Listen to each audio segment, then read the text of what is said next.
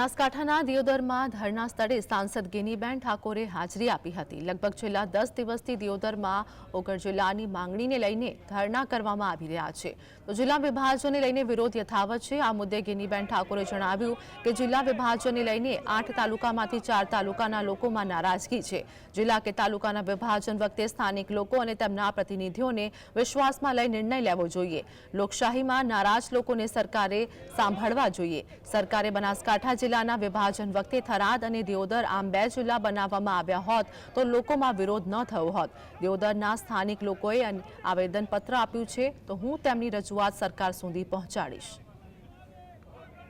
કે કોઈ પણ જિલ્લાનું વિભાજન હોય, તાલુકાનું વિભાજન હોય તો સ્થાનિક લોકોને, સ્થાનિક પ્રજાના પ્રતિનિધિઓને સાંભળીને ભૌગોલિક દ્રષ્ટિએ અને એમને વિશ્વાસમાં લઈને નિર્ણય લીધો હોત તો અત્યારે આંદોલન કે આજે ધાનેરા નારાજ, કાંકરેજ નારાજ, દિયોદર નારાજ, 8માંથી 4 જેટલા તાલુકાઓ વિધાનસભાઓ આખી નારાજ હોય ત્યારે સરકારે લોકશાહીની અંદર એમને સાંભળવા પડે।